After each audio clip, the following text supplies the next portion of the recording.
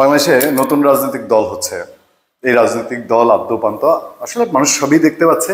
তারপরেও আমাদের ওপিনিয়ন আমরা যা দেখছি আপনাদের সঙ্গে কিছু তো নিশ্চয়ই শেয়ার করব।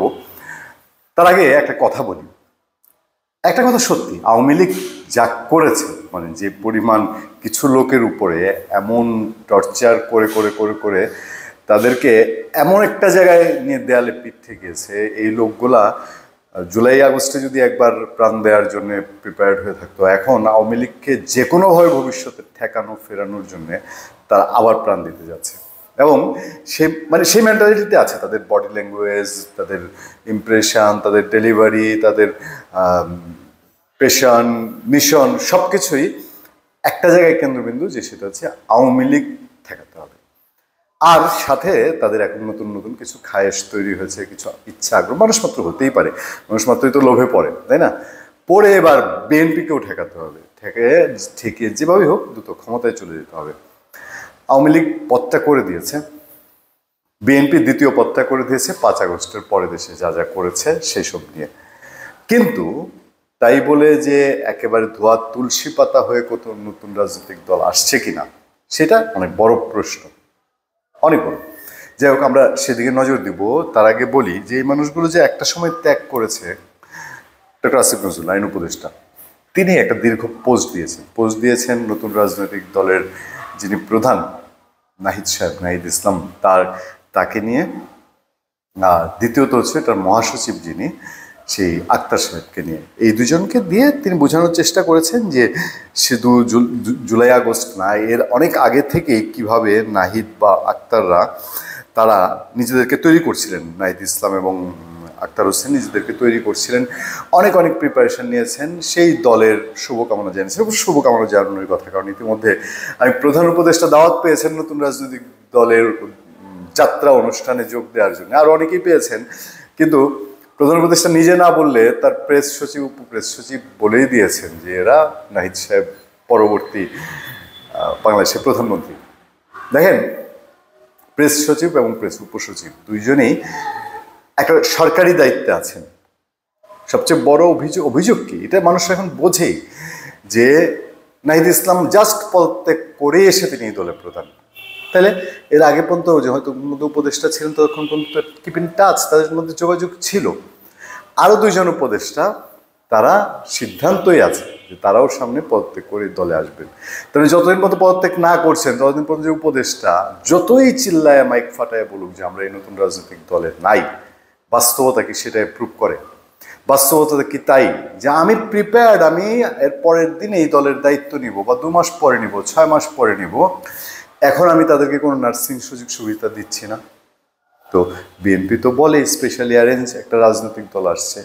এবার আসেন মোদ্দা কথায়, আওয়ামী লীগের দোষ, অন্যায়, অস্পৃশ্য, আওয়ামী লীগ ধরাই যাবে না, টাচই করা যাবে না। আওয়ামী লীগের লোকগুলা কোথায়? এই যে বলে পালিয়ে গেছে, কতটুকু সত্য? আওয়ামী লীগের যেই লাখ লাখ ফলোয়ার, লাখ লাখ সমর্থক, কয়জন পালিয়েছে? একদম যদি পার্সেন্টেজের হিসাবে ধরেন, 0.5%, 1%, 2%ই ধরলাম, বাকিরা তো দেশে না। জেলে কত? 1020 ধরেন, খুব সর্বোচ্চ মিলে 1020। তো বাকিরা যারা আছে এরা তো এখনো শপথ পরে ধর্মান্তরিত হয়নি, মানে বিএনপি বা জামাত ইসলামীতে যায়নি না, নাম্বার 1। নাম্বার 2 হচ্ছে এই যে নতুন রাজনৈতিক দল, এই রাজনৈতিক দলে আক্তার সাহেব আছেন, নাহিদ সাহেব আছেন, মাহফুজ সাহেব হয়তো আসবেন, আরও কেউ আসবেন, আসিফ সাহেব আসবেন। আসলে পরে যতদিন পর্যন্ত তারা উপদেষ্টা আছেন, ততদিন পর্যন্ত আছেন, একটা গালগরিমা আছে, একটা সেটার একটা দাপট আছে, যেহেতু কেয়ারটেকার গভর্নমেন্ট আছে এখন রানিং। ওই উপদেষ্টা পদটার জন্য, মানে যারা এখন দলে যোগ দেন নাই, তাদের যে একটা পাওয়ার, সে পাওয়ারের একটা টাচ আছে।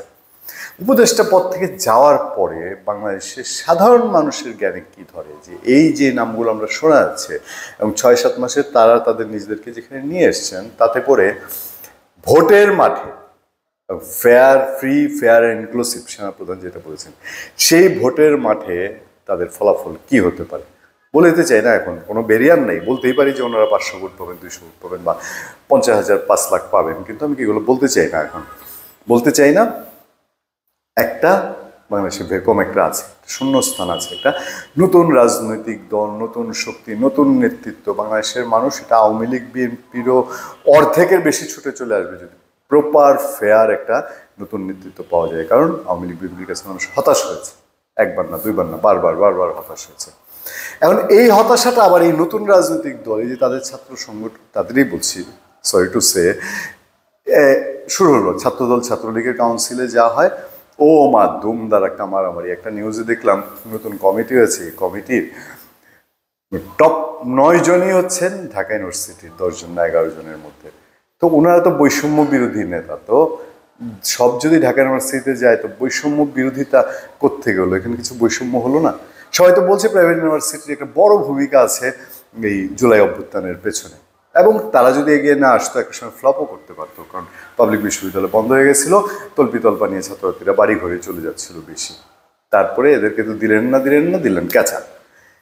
এইসব মনে করিয়ে দিচ্ছে মানুষকে ছাত্রদল ছাত্রলীগের কাউন্সিলগুলোর কথা।